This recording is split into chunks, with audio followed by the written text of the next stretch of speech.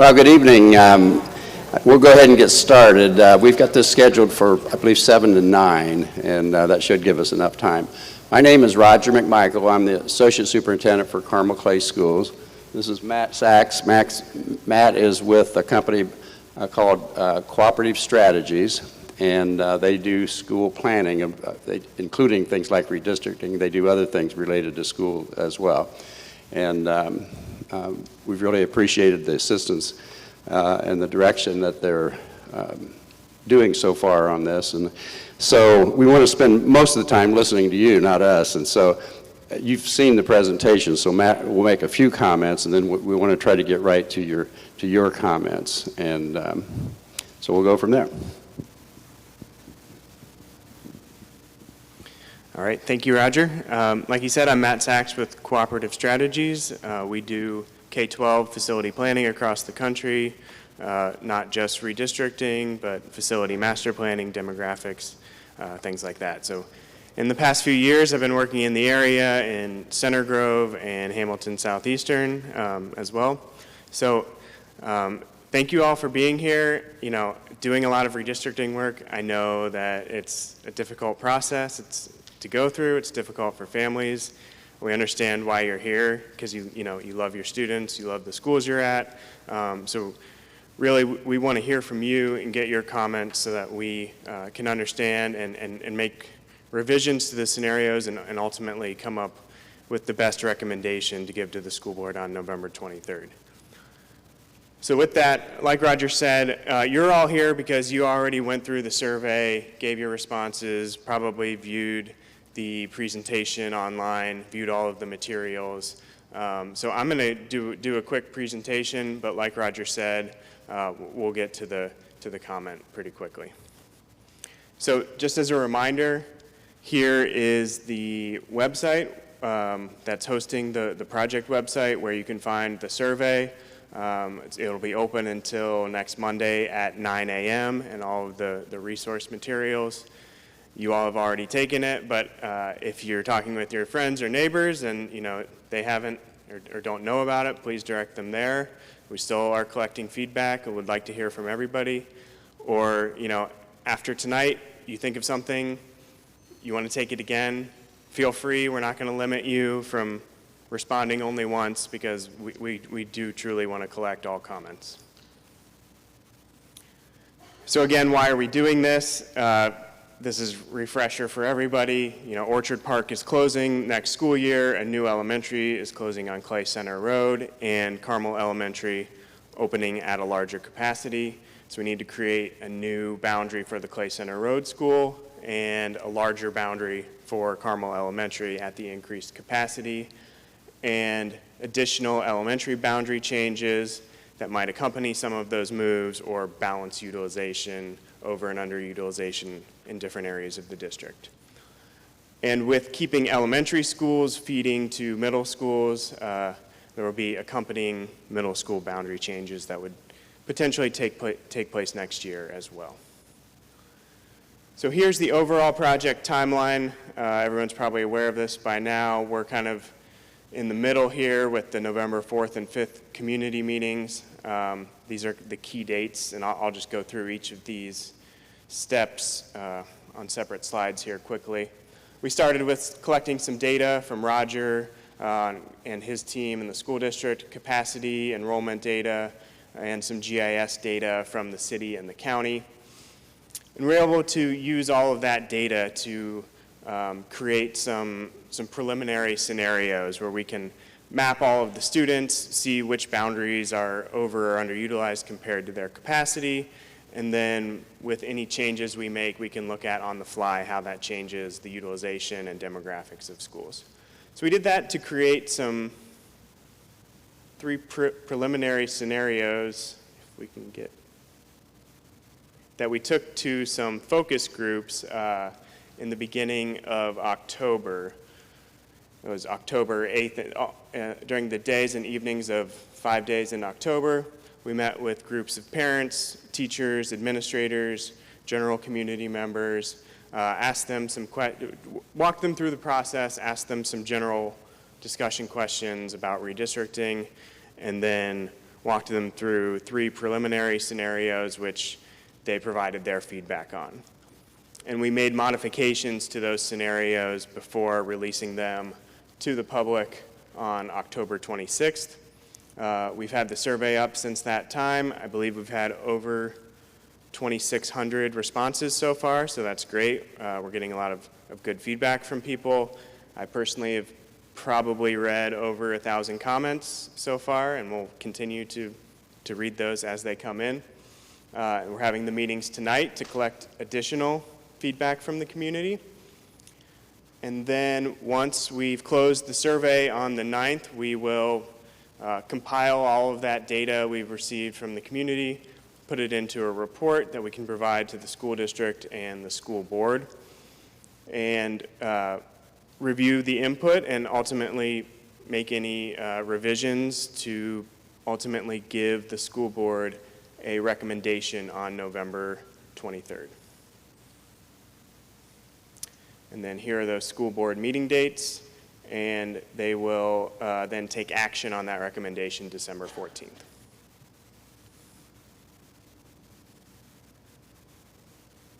So I'm just going to very quickly touch on the high level of each of these scenarios. Again, I think most of the people here are probably pretty familiar with them.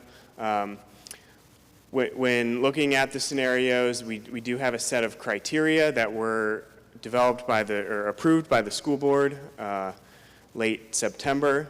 And these are all to the greatest extent possible, knowing that we can't always meet all of these criteria 100% of the time. So students will be assigned to their closest school to the greatest extent possible. The school facilities will be balanced relative to capacity, taking into consideration the demographic study information that was done in 2018. So just looking at these two, balancing utilization or capacity and assigning students to their closest school, I think if you watch the presentation, there's a map that displays if we sent every student to their geographically closest school, we would have some schools that are 140% utilized and some schools that are 50% full or less. Neighborhoods and subdivisions will be kept intact to the greatest extent possible, and entire elementary schools will transition to the same middle school. So same with the closest school. If we're going to feed elementary schools into middle schools at 100%, we might have areas on one side of an elementary school that are closer to one middle school and areas on a different side of an elementary school that might be closer to a different middle school. Here's just an overview of the current boundaries, utilization, kind of what's taking place for next year. So in the center, and everybody probably picked up a map so they can follow along if they need to. In the center of the district, in the green shaded color, we have the Orchard Park boundary, which that building is closing next year. Carmel Elementary School is opening at about a 200 grader student capacity, so it will need a larger boundary. And then you can see where Clay Center is located and need to create a boundary for that school. So currently we have West Clay at 109% utilization as a high, Woodbrook at 62% utilized. The middle schools currently are balanced pretty well, ranging from 90 to 94%. And we currently do have 3 schools feeding into Creekside, 4 to the other, 4 elementary schools to the other middle schools, Carmel and Clay. But we do have some imbalance in the elementary schools. So that's kind of why, the middle schools are currently balanced well. But if you think of, we have Collegewood, Town Meadow, and West Clay, the 3 all feeding into Creekside, and one of those is 109%, and the others are in the high 90s. So it's kind of like that's 3.5 elementary schools. In the center, we have Carmel Elementary School. It currently has the lowest capacity. Its enrollment is in the low 400s. And then on the east side, we have some underutilized schools in Woodbrook at 62%. So that's kind of the reasoning why 4, 4, and 3 feed together pretty well now, but when we equalize the utilization between the elementary schools, you can see from looking at the scenarios where we have a situation with balanced elementary utilization and 100% feeders. In most scenarios, we have 2 middle schools right around 100% and 1 roughly 80 or low 80%. And looking at free and reduced lunch, we currently have a high of 30% at Orchard Park, 20% at Forestdale, 18% at Carmel. And again, Orchard Park is the school that's sort of being redistributed, so some of that free and reduced lunch percentage obviously will be distributed as well. So looking at scenario 1, you can see the yellow boundary for Clay Center. It takes a large portion of the current West Clay boundary, some portions of Town Meadow, and then kind of in the center of the screen, a large portion of the current Orchard Park boundary. And then to increase the enrollment at Carmel, you can see that light blue extends down further south into what is the current Orchard Park boundary, and then the remainder of Orchard Park and the far south central moves to Forestdale Elementary. Other changes, with moving all of those students into Forestdale, we've moved some areas of the current Forestdale into Woodbrook, increasing Woodbrook's percentage, I believe, to 87%, and some portions of Cherry Tree are also moved to Carmel. This one moves the fewest number of students, somewhat because we have 3 elementary schools, Smoky Row, Mohawk Trails, and Prairie Trace, that are unchanged in this scenario 1. And it has the new Clay Center feeding into Creekside. So Clay and Creekside are both right around 100%, and Carmel being at 80%. And looking at free and reduced lunch in this scenario, with moving all of that Orchard Park area into Forestdale, it becomes the highest at 27%, and second highest Carmel Elementary with 23%. So moving on to scenario 2, we have similar elementary attendance boundaries on the west side.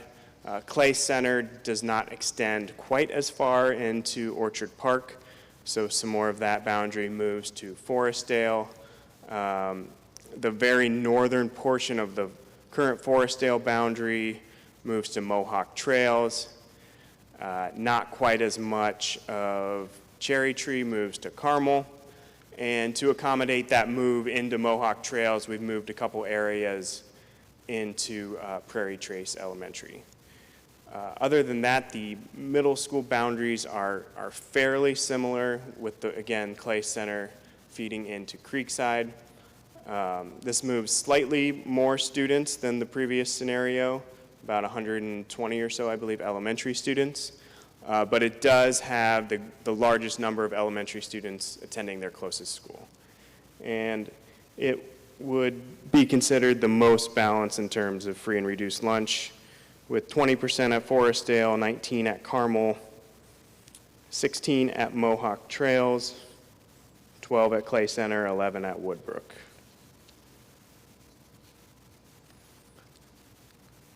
And finally, scenario 3 is fairly different, especially with the elementary boundary for Clay Center and the middle school feeder patterns.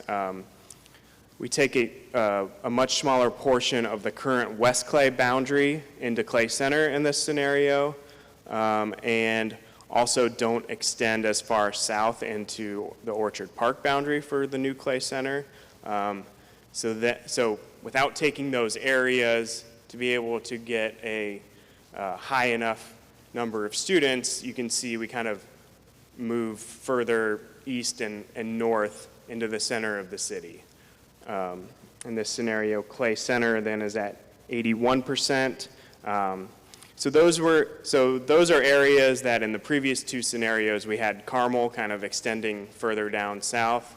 So then to have enough students in the new Carmel Elementary, we've moved that same northern portion of Forestdale, this time into Carmel, and a current portion of Mohawk Trails that is west of Keystone Parkway to Carmel Elementary as well. Same areas from Cherry Tree, as in scenario 1, moved to Carmel. And again, a same Woodbrook Elementary as in scenario 1. So doing all that without taking as much out of West Clay, Town Meadow extends a little bit further north into West Clay's boundary, but we've only reduced West Clay to 92% in this scenario. And looking at free and reduced lunch with these moves and moving those areas to Carmel Elementary School, it becomes the highest at 31% and Forestdale at 25%. So that's really just an overview of the three scenarios. I think most of you have probably already studied them pretty well, but just to kind of touch on the high points. And if I could get this. Maybe.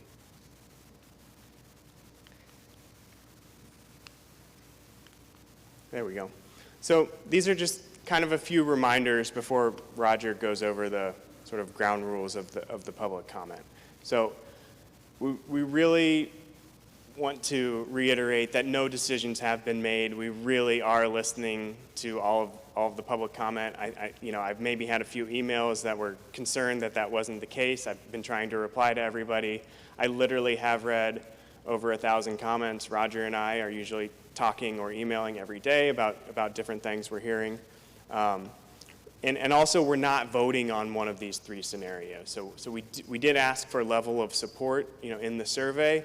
But really, we want to hear from people of, what they like about a scenario or what they don't like, how they might change it, and then come up with a blend of possibly of all those scenarios to incorporate as much of that as we can. So just because we hear that 80% of people or whatever it might be like scenario 3, it doesn't mean the public voted we're going with scenario 3 exactly as it is.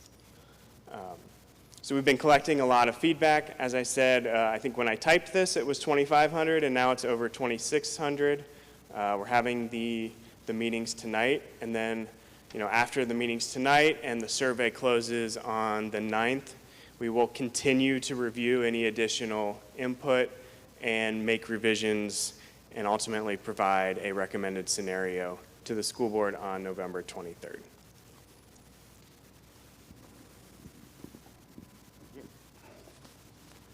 So I want to emphasize one more time that whatever's recommended to the board, it won't be any one of these three. It'll be because we have, considered other things, largely because we've heard from the input that we've had. And so the good thing about that is we are listening, and we have heard things that we hadn't considered or maybe not considered enough. If the downside is when the recommendation's made, it'll affect somebody, and it'll go, now I've got a problem because you've changed something that, so now you kind of have new people that go, whoa, wait a minute. But there is a point where, and there might be a desire to open it back up, do another survey, and you can see how that would go. There's a point where we feel like we've done the best we can, and then we'll need to move forward with the recommendation. So with regard to just the protocol for this evening, we'd ask that you would go, there's 2 mics, one here and one over there. And so if you would make your comments at the mic, we'd appreciate that, and just state your name and where you live, and it would be helpful if you identify what school either that you attend or that you're concerned about, perhaps.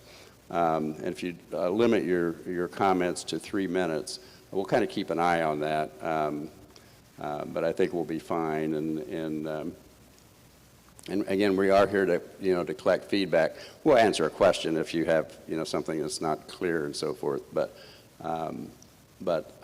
beyond that, and then And as the evening moves on, if we begin to repeat the same comment, then that's really not helping us much, because if we hear the same thing 3 or 4 times, we probably got it. And we do want to give time to. We'd hope that anybody that would like to make a comment, that we'll have time to do that. So with that, we'll start listening and quit talking. And so you can just go to the mic and we'll get started.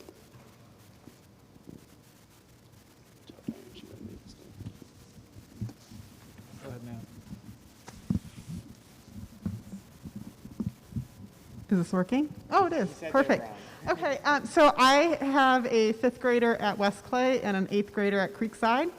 And I think, as I look at the scenarios, I felt like 2 did the best job of balancing the disruption of kids moving different schools and such with trying to have the right sizes. My big concern is around the middle school size capacity. So as an example, being in West Clay, that is at 109% capacity, when my 8th grader was in elementary school, she had an entire year where her math class had kids sitting on the floor.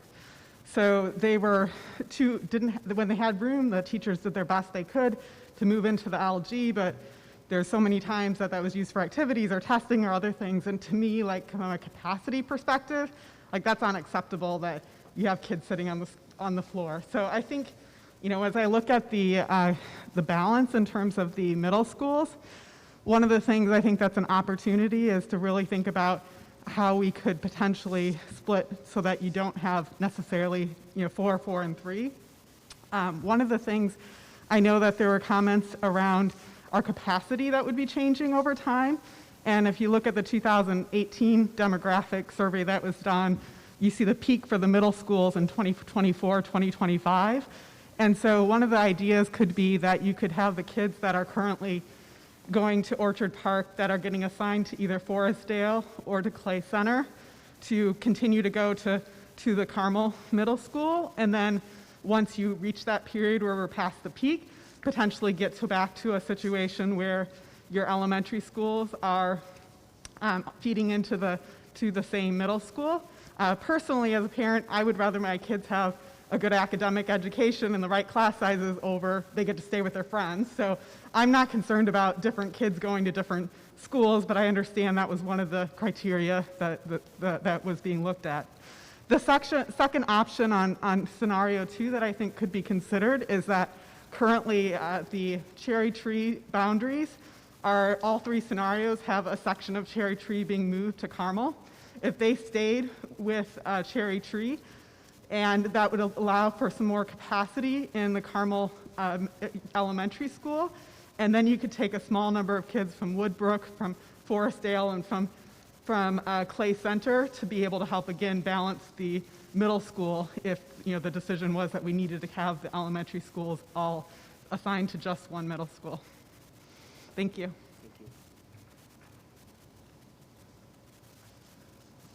Hi, my name is Eric Mora. I'm a resident of the village of West Clay. I have one child attending West Clay Elementary and another that is due to start school somewhere next year.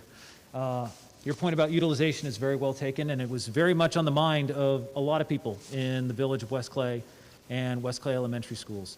I'm here tonight to just ask for one thing clearly, and that is to keep the village of West Clay together at West Clay Schools. And just to be clear, West Clay Schools are Collegewood, Creekside, and West Clay Elementary. All 3 of those schools are right next to each other, sharing the same campus, adjacent to the village of West Clay. And the reason I'm asking you to keep the village of West Clay together is, for one thing, it will accomplish your own criteria, depending on how you do it, better than any of the current scenarios that you've proposed. It's a very simple request. It gives you flexibility. Keep the village of West Clay together at West Clay Schools. And the reason that we want it is because, number one, the sense of community that we have. The village of West Clay, I don't know if you've driven through it or been out there, driven around it, walked around it, anything like that in your time during this consulting. It may not be readily apparent what the boundaries of the village of West Clay are if you're just looking at street maps or using an automatic software mapping tool. So I brought some old-fashioned, large-scale paper maps. I brought 3 of them for you to share with your colleagues. And the reason I was able to get these so easily is because when you move into the village of West Clay, the homeowners association gives you one of these. So you know exactly where your neighbors are, what your neighborhood is. If it weren't that obvious, by the sidewalks that connect, and by other natural boundaries that occur. There's a tremendous sense of community in the village of West Clay. And that's another reason why I'm here asking you tonight. We lived in the village of West Clay in 2017. Due to job reasons, we had to move away, out of state. We lived in nice neighborhoods in Georgia, nice neighborhoods in North Carolina. Before the pandemic came along, miraculously, we found ourselves in jobs where we had to work from home. And all of a sudden, we had a choice to live anywhere we wanted to. And we loved that sense of community that we found in the village of West Clay. And of everywhere in the nation, we chose to come back here and live in the village of West Clay. And part of it is the community schools. The fact that our kids can play at the park next to our house with the same kids that they go to school with. And you build those relationships at the children's level. You build those relationships at the parents' level, community events, swimming pools. People who live there love that sense of community. That's why they've chosen to live there. If you don't care about that sense of community, that's fine. We understand there's different people with different personality types. But the people that live in that community want to keep it together. They want to keep it at the West Clay schools. And a modified scenario 3, while I'm giving you a lot of different options, is probably the easiest way to do it. Just move the final border over to Hoover Road. And my friends can elaborate more on that later on. Thank you.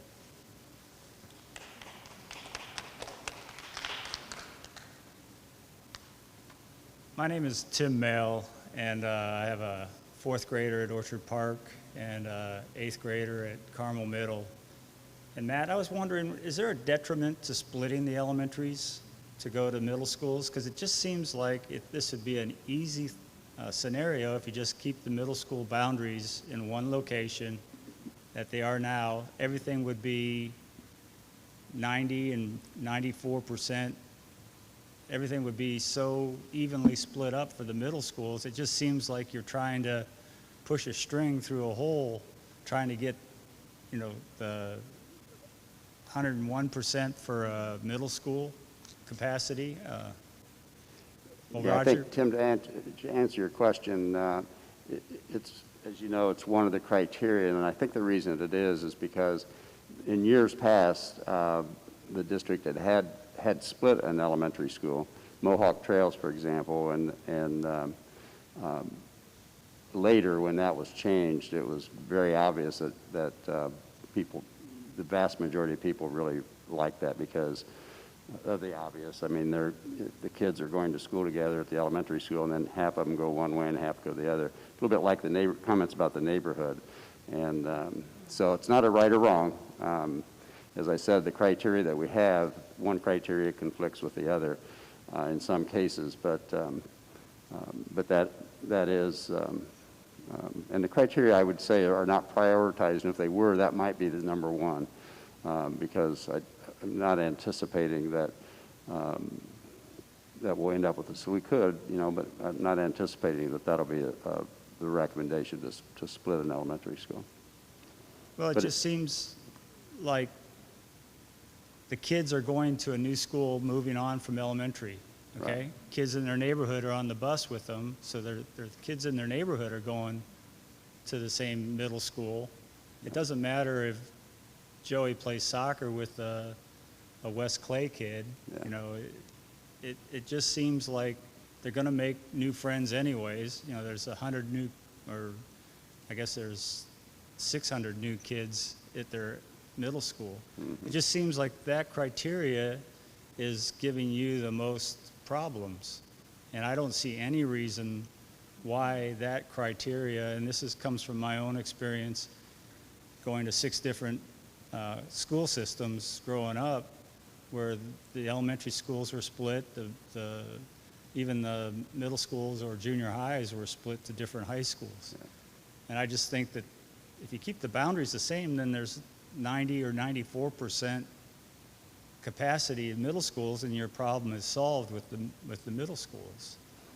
But I mean, that's your criteria, but that number one criteria, it's my son timed the bus trip from 106th and Westfield to Carmel Middle School, and it was 21 minutes, 4 seconds. It's a 10-minute trip on GPS. Creekside is a 20-minute trip on Creekside. So that, if you kind of interpolate that, it'd be a 40-minute school bus ride for my son to go from Orchard Estates to Creekside, which is the number one option here. And 40 minutes is not a school bus trip. That's a commute, because that's 40 minutes in the morning, 40 minutes at night. And I just think that's just particularly crazy. Now, going to Clay Middle Schools is about the same as Carmel Middle. But I think if you just kept the middle school lines the way they are, you'd be miles ahead. And the kids, I don't think the kids matter one bit. Maybe the parents would matter, but kids still would be happy. So thanks. Thank you. Roger. Thanks, Matt.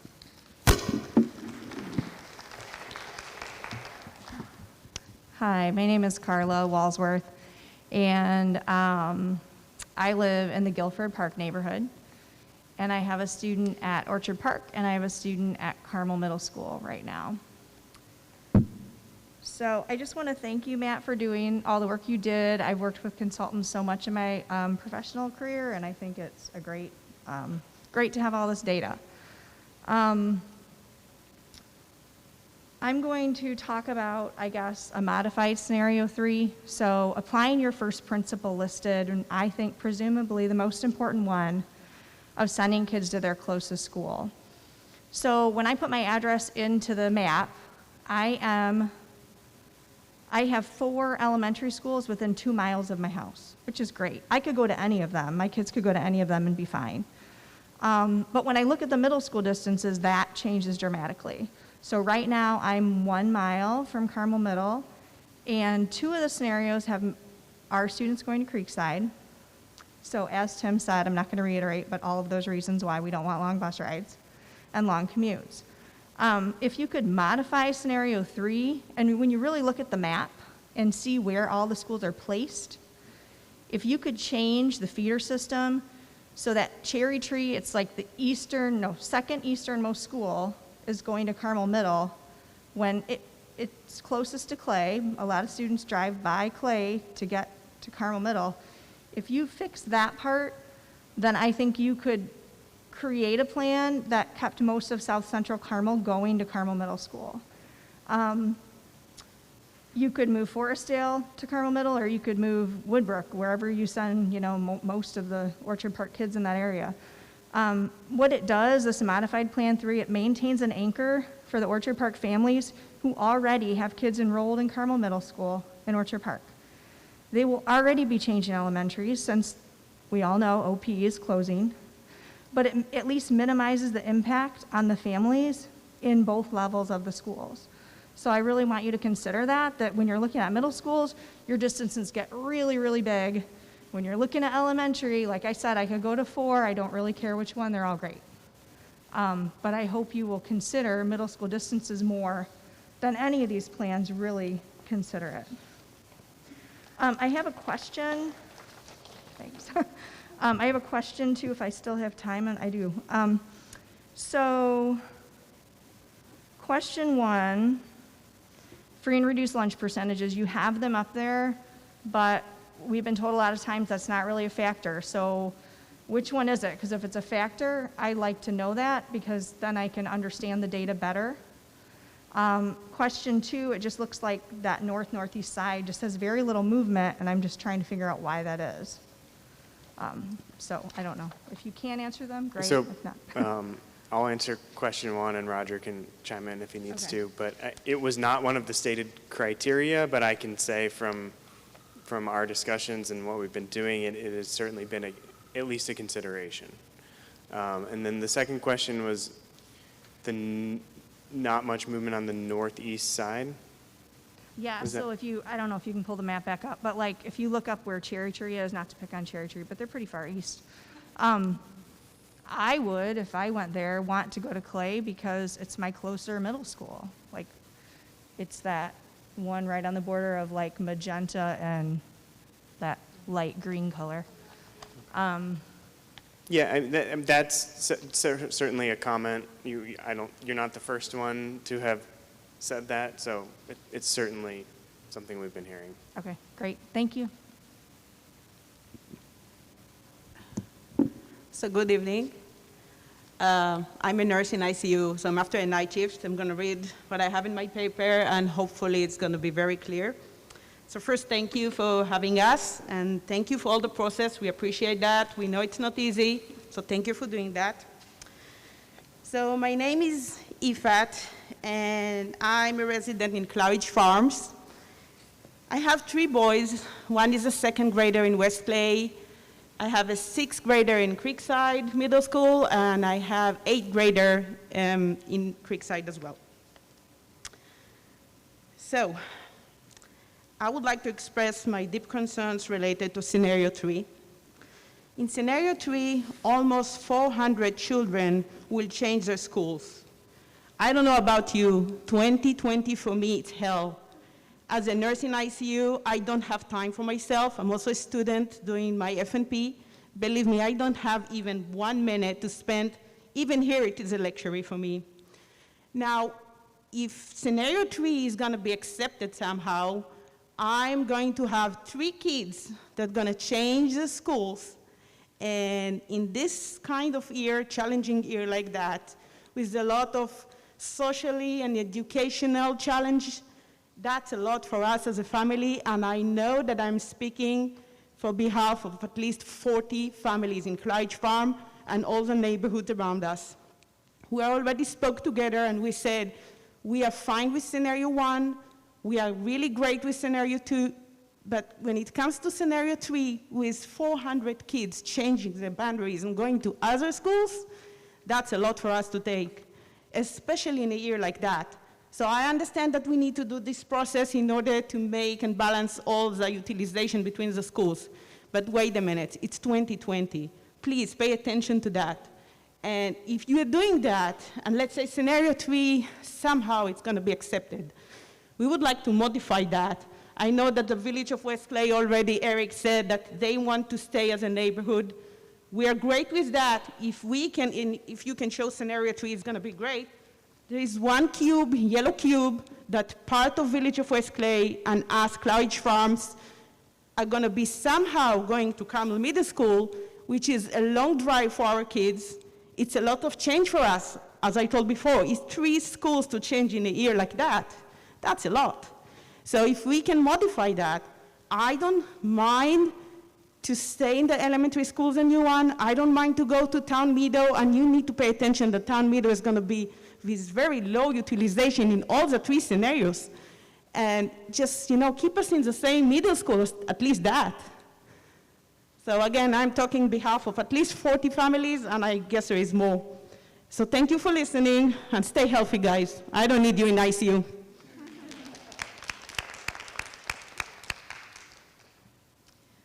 Hi, my name is Megan Adkins. I have 2 6th graders currently at Carmel Middle, graduates from Orchard Park, and we are in the College Meadows neighborhood. So I have 3 quick points, hopefully quick.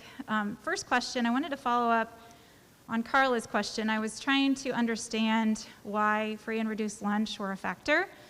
You said that they were, and I guess I need to understand why that is. Is that burden placed on each individual school or not the district in general, that why you would need to split that up? Because obviously that affects Orchard Park the most.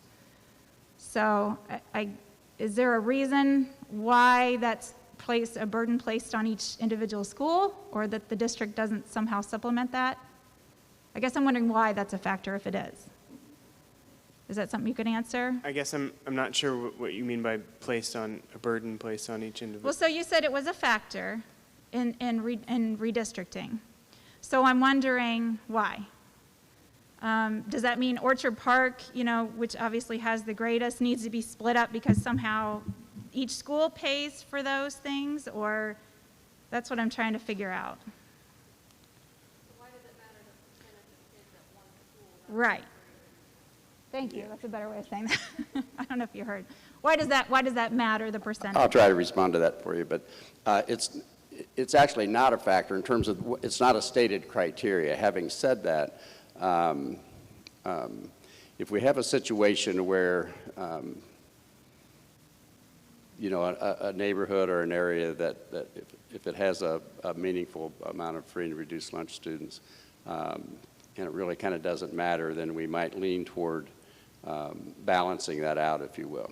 But from a financial standpoint, there's been some questions about free and reduced. So in terms of funding, the district receives about $300,000 for students that qualify for free lunch. It's processed from the federal government through the census. So in our world, $300,000 is a lot of money, but our district is $120 million a year. So we appreciate the money, but it doesn't drive these kind of decisions at all. Once we receive the money, the history of Carmel, for as long as I can remember at least, is we have taken the money and distributed it to specific schools. So this, for a number of years, with the current districting, that's been, as you may know, Orchard Park, Forestdale, and Carmel Elementary. So once it's distributed, though, it is not, then it is, it really provides some additional financial resources for those three schools, but not just, it's not just targeted toward the, it's not targeted toward socioeconomic at that point. It's targeted toward academic needs. So regardless whether you qualify for free and reduced lunch, we're focused on addressing the needs of the kids. And we're actually, that's what we do in every school. So if you're one of the other 8 schools, we do the same thing. We just don't have the additional funds, the title funds they're called, to do that. So in this process, it's I wouldn't consider it a major factor, really. Okay, thank you. And I'm glad you brought that up, because that actually speaks to my third point, which is, as you all know, the Orchard Park area has had a lot of upheaval over the last few years, and we're also, there's a lot of need there, both academically and financially, socioeconomic. And now we're looking at more because we're splitting up that school. And so I'm a mental health therapist. I specialize in children. And to echo our nurse's comments, coming off a year like this and expecting everybody to, the amount of people who have to switch, I'm particularly concerned about middle school students, because the research shows some of these kids are going to be switching, having 3 different schools in 3 different years. And that's a lot of upheaval, especially coming off a pandemic year. So I'm very concerned about mental health, adjustment, transitions, especially for some of the more at-risk students in the Orchard Park area, who'll be split up with their friends, starting over where they don't know anybody.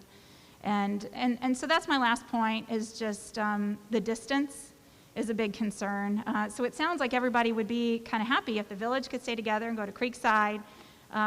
South Central Carmel, it makes so much more sense. We redistricted, I actually don't know how many years ago, but I remember hearing this when my kids were in elementary. Oh gosh, I'm so glad we don't have to go to Creekside and have a 45-minute bus ride. We get to go to Carmel Middle. And now we're talking about switching it again. And it just really doesn't make logistical sense, certainly for South Central Carmel families. So just asking to consider the distance, particularly the transportation, the cost that'll be involved.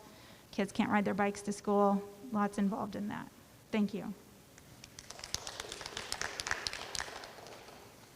My name is Krista McGuire. I live in Spring Mill Ridge. I will have 2 students. They're in Town Meadow Elementary now, but in the next year they'll be going to Clay Center in all the scenarios. I'll be brief because a lot of what I wanted to say has been already said, but this is a painful process, but it's necessary. And what I like in the spirit of scenario 1 and 2 is the least impact. It's the least impact to families. Any decision made is going to make some families breathe a huge sigh of relief. They got everything they wanted and they feel great. Any decision is going to really bum a lot of kids out, and it's going to make parents feel like it's not what they bought into this neighborhood for. They didn't buy into this part of Carmel for, right? It's going to be a change, and that's painful. I ask that we do what we can to minimize the change as much as possible. I think scenario 1 and scenario 2 both get at that. What to me is the most painful about scenario 3, and I speak from this as a parent, my kids are going to change no matter what. But when I look at scenario 3 and I see that the number of middle school students changing is almost double, You have a significant change at the middle school level, which is very challenging. For the older elementary students, it's a change in elementary. It's then possibly a change in middle school. That's, I think, the most pain. So I just ask that we limit this impact as much as possible and go with a scenario that has the least number of families affected. Thank you.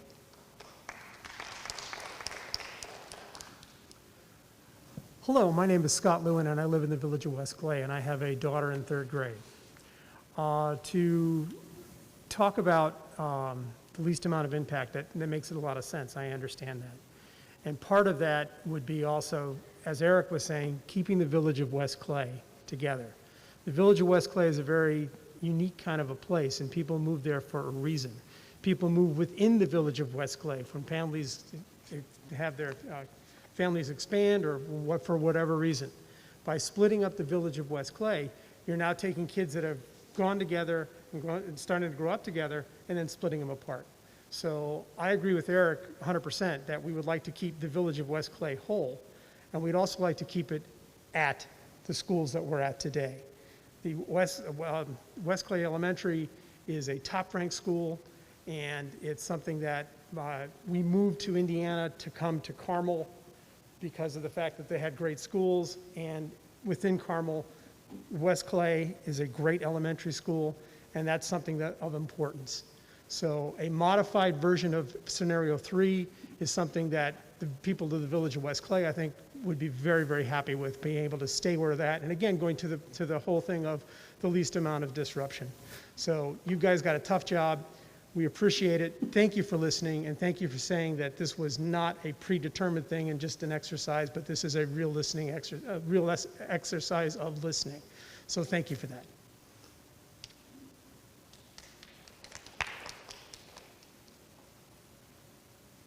Hello, my name is Brandy Wittenborn, and I live in High Grove, which is as you go up Hoover Road, right before you would get to Claridge Farms, north of 116th Street. We will be one of the neighborhoods that is affected by the Village of West Clay's push for scenario 3, even if they do push the eastern border of the middle school zone to Hoover Road.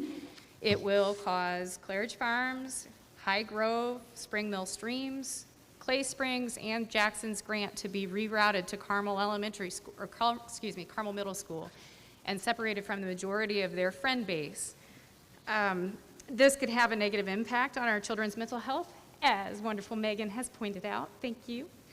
And our middle schoolers will spend longer on buses from that particular corner around Hoover to Clay Center Road, getting to Carmel Middle School. I, for one, I have a 5th grader at West Clay Elementary School, I have a 1st grader at elementary school, and I have a 3-year-old at home. I was just about at the point where I was going to let the 5th grader ride his bike to West Clay and to Creekside. I am not going to let him cross 31 on a bus, even with the roundabouts and our bridges, which are wonderful. I find that to be very challenging to get to by bike. In the middle school, these kids have more homework to do. If they spend longer on that bus ride coming home, it limits the time for extracurricular activities and getting their homework done at night or spending any family time. And that's going to ultimately have an impact on their quality of life as well. Scenario 3 also currently puts the Village of West Clay partially in Carmel Middle School's boundaries, so the only way they want scenario 3 is if you push it out to Hoover. So they're willing to sacrifice changing and impacting more students in scenario 3 to get what they want, to keep them intact. I have spoke with lots of families in Claridge Farms and in Clay Springs and High Grove. We all agree that you should try to keep the Village of West Clay together. It makes sense. They're a neighborhood, they're a community. If you can put them at West Clay Elementary and Collegewood, those sections of the village that go to those respective schools, then maybe that's the way we should proceed forward. But the middle school boundary, if we can keep Clay Center as a feeder going into Creekside, will disrupt less families, especially in the middle school at that level. But I also hear Orchard Park's argument, we got to figure out a way to shore up that southwest corner so they're not spending 40 minutes on a bus getting from that southwest corner to Creekside. And I'm a dental hygienist. I'm not a logistics person, so that's up to you to figure out, or anybody else that may have ideas in that manner. That's all.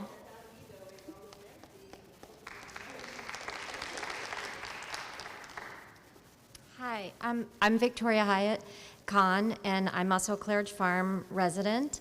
I have twins who are in 7th grade at Creekside.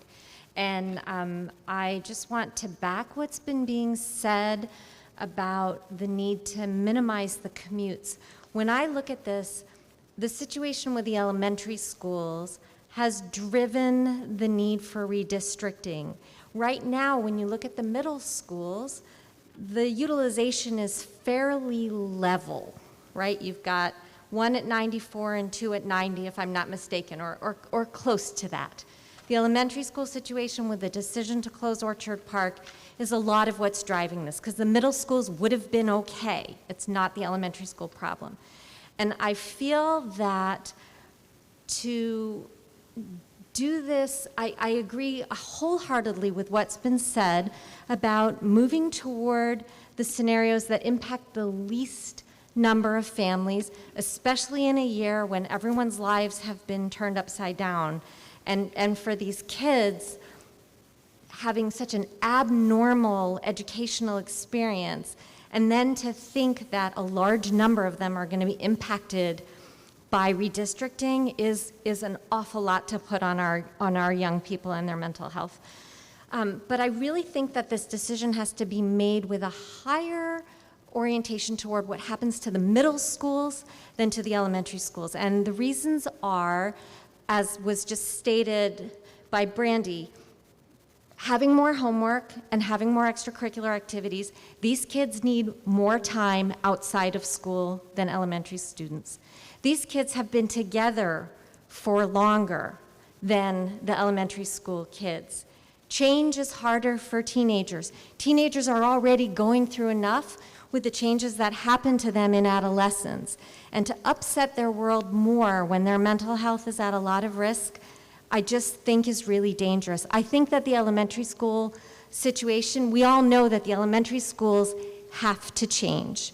The middle schools don't need to change as much, in my opinion. So, I don't think this is about any one neighborhood, because I think if you ask any of us, we all want our kids to stay together, and we all want what's best for our kids. So, I just think that the middle school situation, the length of the commutes, the impact this has on kids, the kids' mental health, and looking at what's best for the largest number of people rather than specific people is where we need to go. And thank you for all the work that you've done, and thank you so much for listening to us through the survey and through these forums. We appreciate all your work.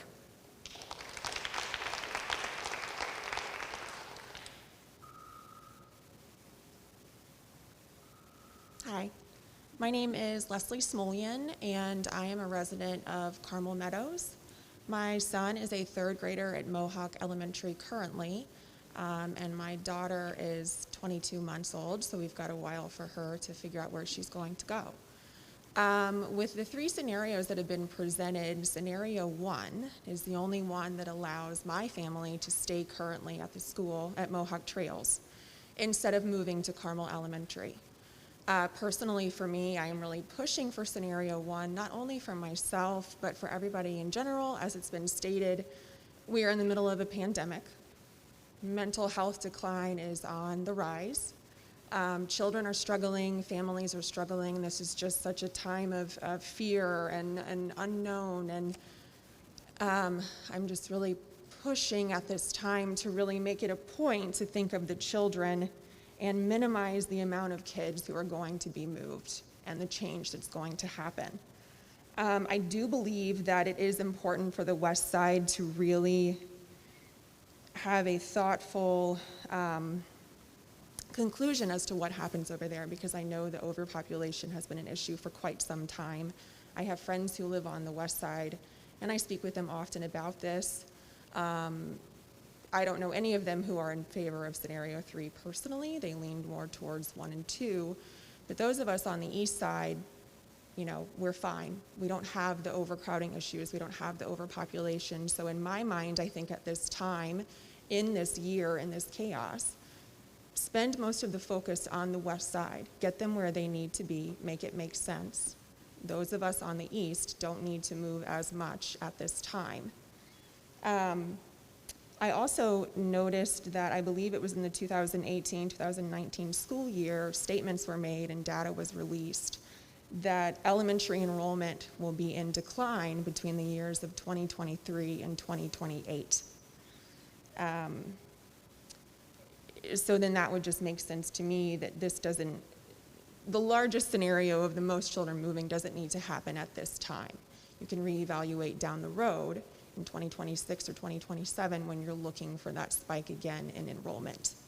And as having a child who has medical needs and who, spent the summer back and forth from Riley to Peyton Manning, it's just very important for me to be an advocate for him. It's very important for me to be an advocate for children who are struggling, families who are struggling, and, try to make everybody happy, but just have consideration for, all that's involved. Thank you.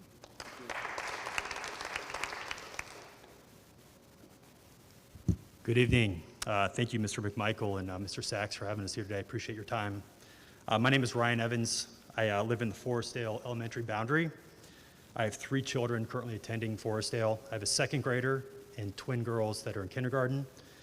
While I appreciate the research and the in-depth statistical analysis completed by both Cooperative Strategies and the Carmel Clay School District, one thing that's not reflected in map data and that can't be measured by statistical analysis alone is the human element.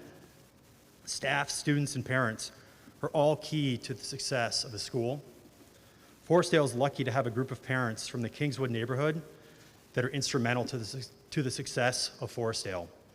Unfortunately, all 3 redistricting scenarios remove Kingswood from the Forestdale boundary. I know from firsthand experience the impact the Kingswood neighborhood has on the Forestdale family. Kingswood parents have led and currently lead the PTO executive board.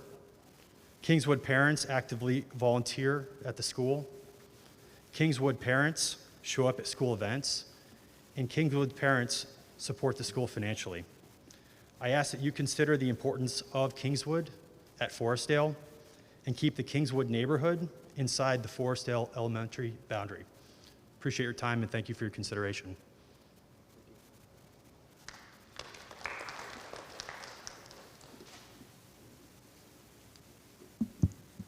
Hi, I'm Katie Shapiro. I have a 6th grader at Carmel Middle School. We are from the West Park at Spring Mill neighborhood, which was the farthest possible point, I think, for the Orchard Park district. So my kiddo went to Orchard Park, and we've been amazed in our household talking a lot about the flexibility that happened to get us to a safe place related to COVID this year. And I just keep thinking about how, if we're intentional and have this time, how creative we can be in moving forward. And I'm wondering, about grandfathering more students, right? Like, if we know that the current 6th graders, as has already been said, are going to potentially be in the position of having to move, not have a full regular 5th grade end of, graduation from elementary school, and then be in this situation now that we're in 6th grade. And then for those that would need to move, that's a heck of a lot of transition. So especially if the utilization rates aren't equal, or depending on what they are in the middle schools, allowing more flexibility for parents who either can drive their students, if that's an option, or just polling that subset of group, that the current 6th graders, what would they do under different scenarios to see if we can accommodate so that those students aren't having to transition. And potentially then, if that works, if there's a way to do that for the current 4th graders and 3rd graders even. I know at some point it would have to end, maybe, but we can be creative because we have the time to do that as you're thinking through these things. And again, as we're thinking planfully about future growth and those demographic shifts, being able to say like what we do now, but planning for what will come, assuming the things bear out, so that we're not so fixed on that right now. I just think our district has been incredible and has been flexible and agile, and we can continue to do that. in a way that respects as many students as possible to keep their mental health and friendships and all the things that have already been said intact. So for Planful, I would hope that even once the plan is made, that part of the plan includes flexibility if possible.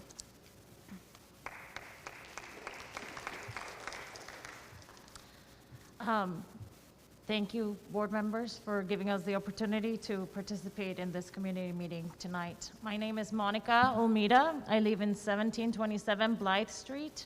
I have two kids, one in a second grader in West Clay Elementary, and another one, a sixth grader in Creekside Middle School. It was surprising to see that as the scenarios were being shared, 2 of the 4 redistricting criteria were not represented in those 3 scenarios: keeping neighborhoods intact and keeping children at their closest school. None of those scenarios keep my neighborhood intact, the village of West Clay. Scenarios 1 and 2 divide the village into up to 3 elementary schools and 2 middle schools. We have strong neighborhood bonds over our shared schools that we have invested many hours of volunteering, of PTO, with our kids, with our teachers, and supported since they opened their doors. A simple line delineation move, which doesn't really significantly impact the capacity or the utilization. Just moving Town Road to Hoover keeps our village and our community together.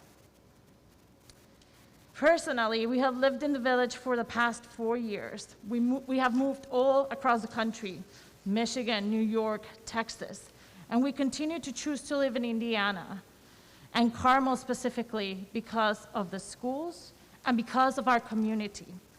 Splitting up our community and our village into 3 is not feasible.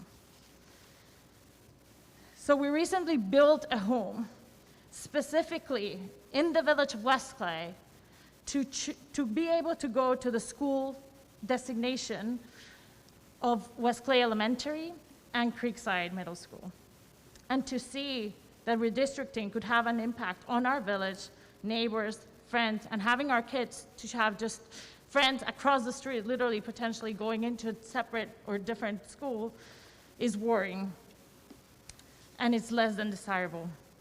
So again, our request is here for a modified scenario 3. We appreciate you hearing us, and we look forward to seeing the results of all the feedback. Thank you.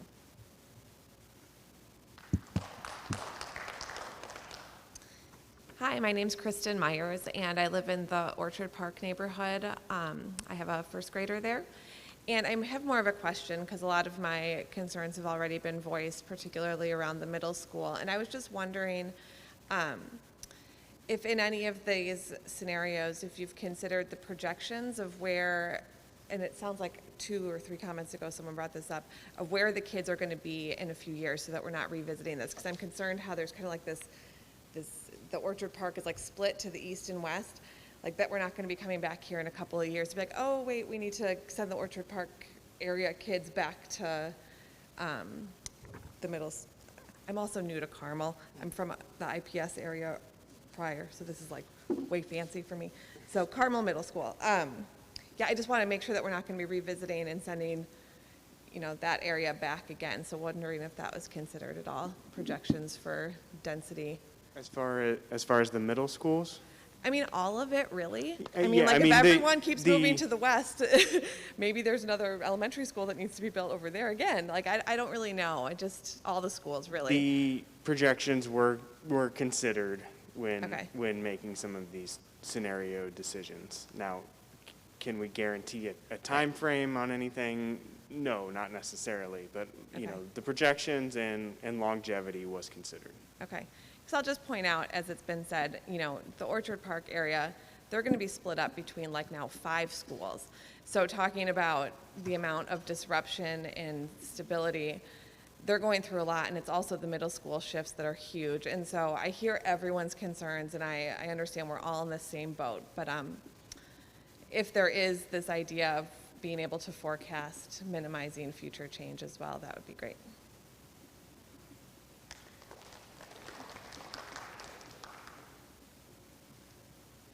Hi, my name's Sue Ellen McFarling. I live in the village of West Clay, and I have a daughter who's a freshman at Carmel High School and a son who is 6th grade at Creekside. I agree with pretty much everything everybody has said here tonight, and I think that, you know, all of it is very, very valid. But what I want to talk about is just simple logistics to piggyback on all the sentiment that everyone has had. And that is when you're looking at middle school kids, yes, ideally the village of West Clay would all be together. And ideally no neighborhoods would be broken up. But there is a really solid line in Carmel as far as what our kids can do in the middle school age when we're trying to encourage them to get out and ride their bikes, to get themselves to school, get home from school, carpool together with sports to make it easier on all the parents, and that is Meridian. And to ask for middle school kids on the other side of Meridian to have to cross over, leave their school, cross over, they're not riding their bike to Creekside. They're not gonna be riding their bike to the soccer fields and all of that stuff over there. And likewise, our kids, I'll be damned if I'm gonna let my son ride his bike on the other, I mean, that's the divide. And it's when it comes down to these middle school kids who need to start building their independence and who have I mean, my daughter's a freshman, thank goodness it's not gonna affect her. And I agree with everybody said that the community and friendships, she's had the same friends since 1st grade. Literally, I have 9 girls in my house eating me out of house and home 3 times a week. And they've been together forever. And I want that for my son too. But let's talk about logistics.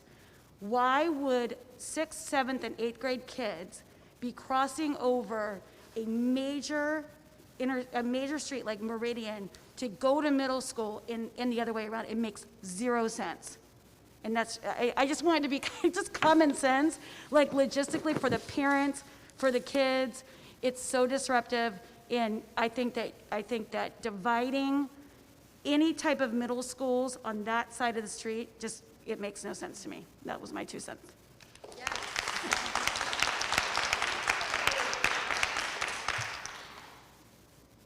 Hi, my name is Renee Prittis, and I'm on Guilford Park neighborhood, 116th in Guilford, which is just south of Carmel Middle. Previously, that neighborhood has been at Creekside Middle, and it was not fun. I have 4 kids, high school, middle school, and elementary, and we've dealt with that. It was not fun to cross over to Creekside.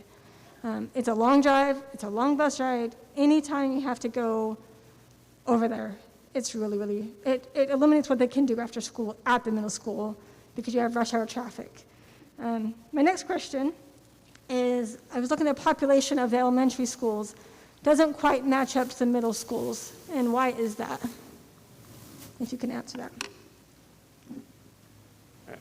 I guess I'm not totally understanding the question with the.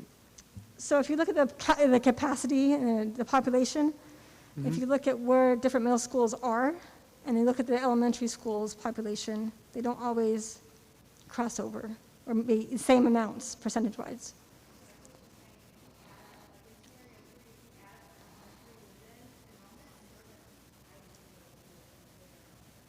So the elementaries are 6th grades? Elementary, 6th, 7th, and 8th is middle school, sorry, it's middle schools. So the live-in populations for the elementary schools are K-5? Yeah. And the middle schools are? 6th, 7th, 8th. Right. So they don't quite match up. Because there's twice as many grades? I guess I'm maybe still.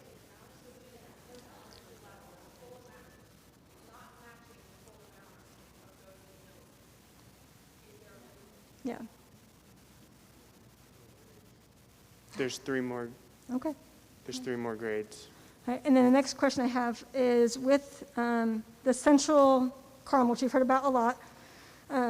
Currently, with the scenarios, they would be going to that area 3 different middle schools. You'd have Carmel, Creekside, and Clay. Those kids, if you count them on trail, can carpool, bike, all within that central Carmel. But if you split them to 3 different middle schools, they don't have that friendship of a community to be able to go to their friend's house because their friends may be over on the west side or the east side.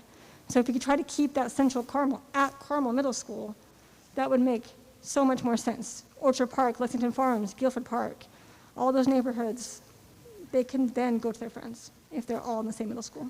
So that's my comments.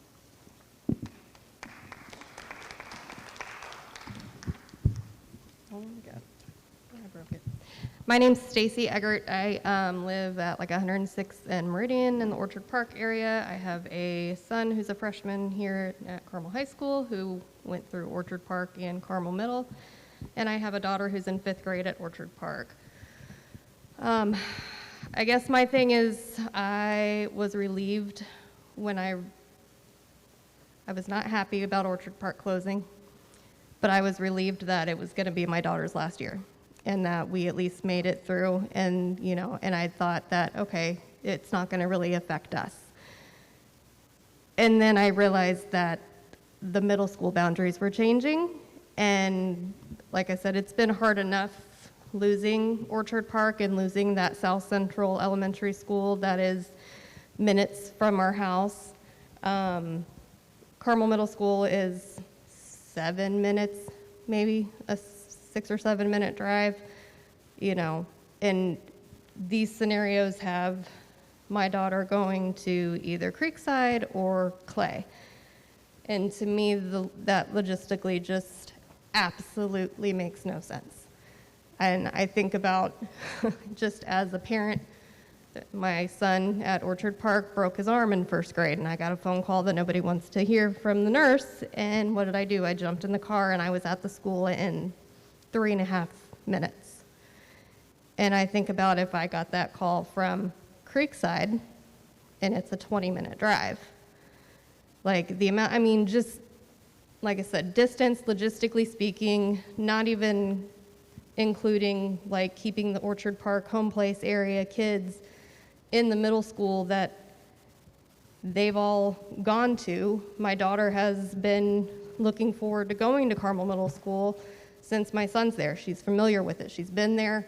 Middle school is a huge transition. It is a very hard transition. And I think taking away that familiarity is going to be really, really hard. And I think there's been more emphasis placed on keeping the kids closest to their nearest elementary school and not enough thought about the middle school kids. And I just really, really don't understand how there is not a scenario where our home place area kids go to Carmel Middle School. I grew up, I literally bought a house right next door to my mom. I went to Carmel Middle School, I went to Carmel High School. I bought a house next door to my mom a lot for that reason, the location, the schools, specifically Orchard Park and Carmel Middle. And 6 years ago or whatever, when our area went to Creekside, like I don't remember who was just saying that, it was absolute nonsense. And I just really think we need to revisit the middle school boundaries. And I broke the microphone.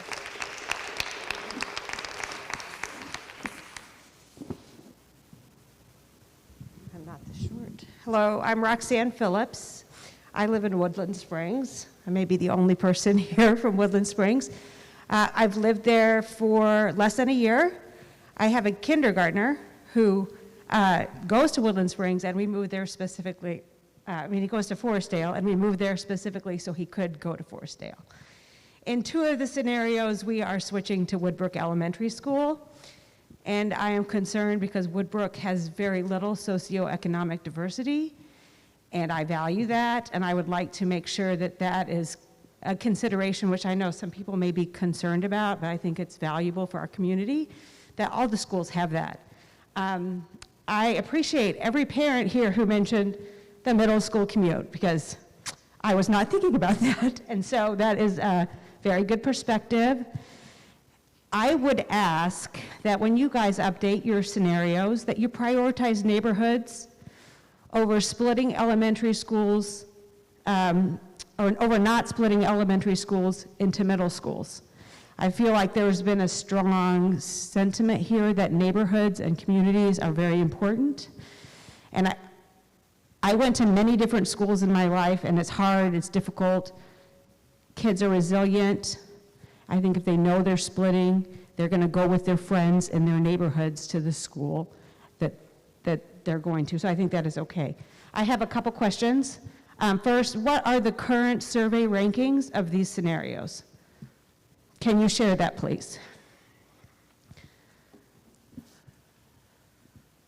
I don't know the numbers offhand, and again, it's not a vote or a ranking, but I would say scenario 1, I believe, currently has the most support. Thank you for sharing that. I think that helps us all sort of understand the sentiment of Carmel in this situation. My second question is, will you be sharing the updated recommendation prior to sharing with the board? I don't believe it's been 100% determined, but I believe the idea would be to share it with the board first and then ask for any additional input in case it's needed before they take action on it in December. So the board would share with the community, is that your thought? We would share it with the board and the community at the same time. Okay, thank you. Please keep the Woodland Springs chunk at Forestdale if at all possible. Thank you, and thank you so much for the work here. I realize this is very difficult, and I appreciate all the effort you are going through.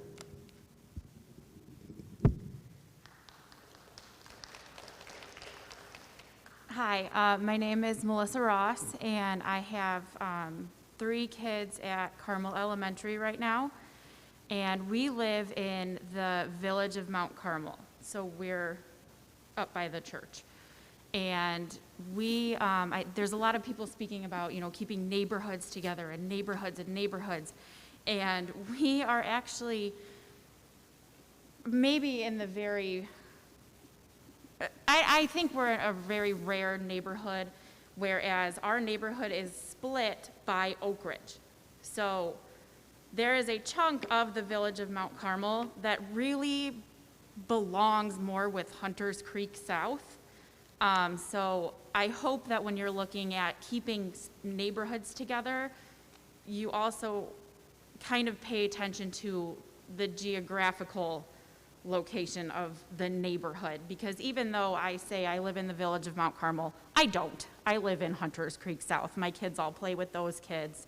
I don't know who lives in the village of Mount Carmel if you ask me, but technically that's my neighborhood, but geographically I would not want to stay with them if that's how you're just chunking it up of, oh, this stays together, this stays together, this stays together. So just, we might be a very rare occurrence, but just something to think about. Thanks.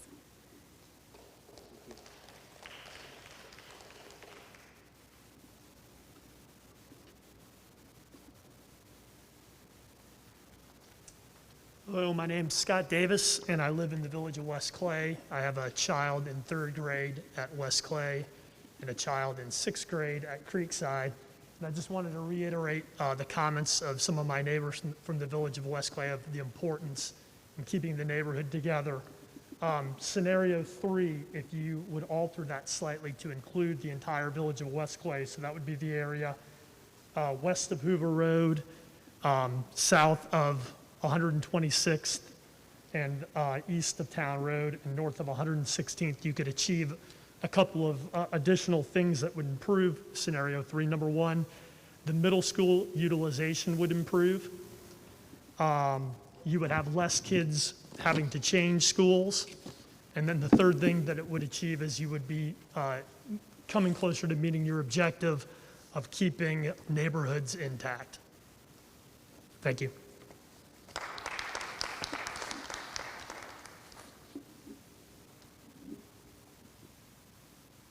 Anybody else? Okay. Well, really appreciate everyone's time tonight. I know it's not the easiest or best time to be getting out or going out in public.